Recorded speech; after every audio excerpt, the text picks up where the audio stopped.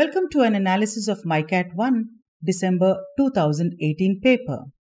The exam that was held on the 1st of December comprised 3 parts. Part 1 was the psychometric test with 27 questions, unlike the 36 questions given last year, for a duration of 25 minutes. Part 2 was the descriptive test with 4 sub-questions to be taken in 35 minutes. Part 3 had 4 subsections: verbal ability with 25 questions, quantitative ability with 25 questions, general awareness with 25 questions, and divergent convergent thinking with 30 questions to be taken in a time of 1 hour 45 minutes. This section carried 1 mark per question and a negative marking of 0.25 for each incorrect response.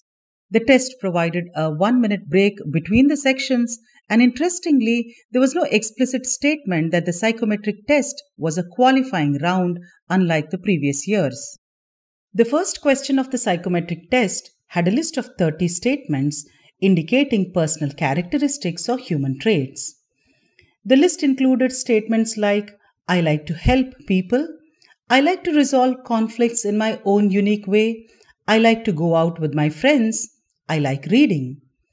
The students were expected to select any 10 out of these 30 statements and arrange them in order of priority in the text box given below the statements. The other questions of the psychometric test can be classified into 2 types, pretty similar to last year's paper. The first type of questions contained 2 contradictory statements. For example, will you consider other person's opinion while taking a decision, or will you just listen to his opinion and do what you want to do? Or, when you have time, do you prefer listening to music at home, or do you go out and play a sport?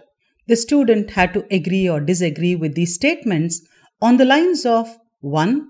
Agree very strongly, 2. Agree moderately, 3. Agree strongly, 4. Disagree very strongly, 5. Disagree moderately, and 6. Disagree very strongly. The next question type on this section was an open-ended statement. These statements were followed by 6 traits, and the student had to rate them from 1 to 6 according to his or her preference, 1 being the most important and 6 being the least important. For example, what kind of job would you prefer? This was followed by 6 traits like 1. Which is high paying but provides less recognition, 1 that is goal oriented, or 1 that does not give you enough time to spend with family, and so on.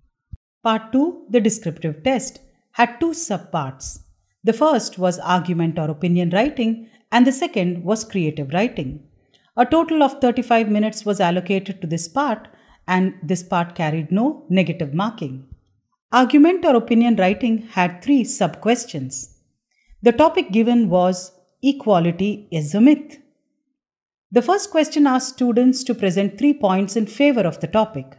The second question asked students to present 3 points against the topic. The third question asked students to suggest the ways in which the world could be made an equal place. The first 2 questions carried 10 marks each, and the third question carried 20 marks. Under the creative writing section of the descriptive test, the students were given 4 pictures. They had to connect the 4 pictures, write a story, and also mention the sequence in which the pictures were used in the story. The 4 pictures were 1. A parking plot full of vintage or old cars, 2. Red blood cells, 3. A tree with dried leaves in front of a wall, and 4. The magnifying glass emoji. Considering that students this year were asked to only write 3 arguments instead of 5 as was asked in the previous years, they had sufficient time to attempt all the 4 questions properly. Part 3, the Aptitude Test, had 4 subsections with 105 questions to be taken in 105 minutes. The first section was divergent and convergent thinking, the second was verbal ability, the third quant and data interpretation, and the fourth general knowledge. Section 1, divergent and convergent thinking, had 30 questions with 10 questions on word associations, about 3 questions on statement assumption, 9 questions of visual reasoning, and about 7 questions of sufficient and insufficient arguments. One change that we observed was that the number of word association questions were brought down to 10 from 15. With about 22 questions easy to attempt, this section can be rated easy.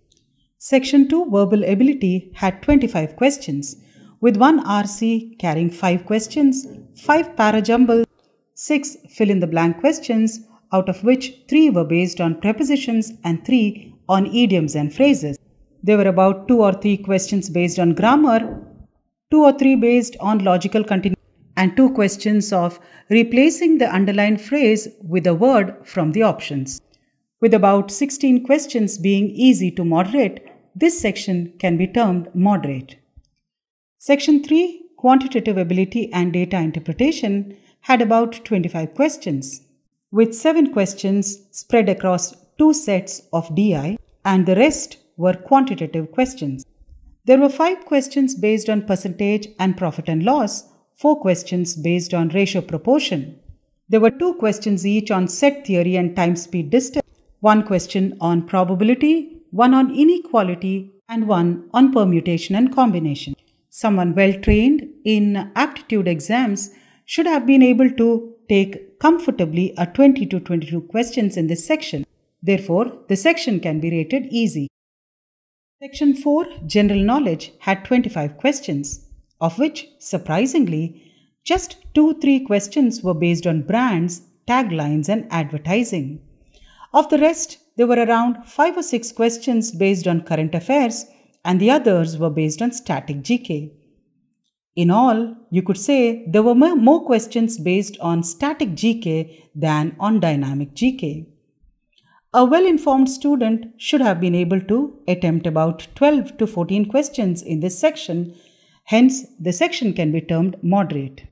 Overall, in the aptitude test, which had 105 questions to be taken in 105 minutes, a safe score could be said to be a 52 to 55 marks. All the best for the results. Let's hope this analysis helps your performance in MICAT-II to be held in February. Thank you.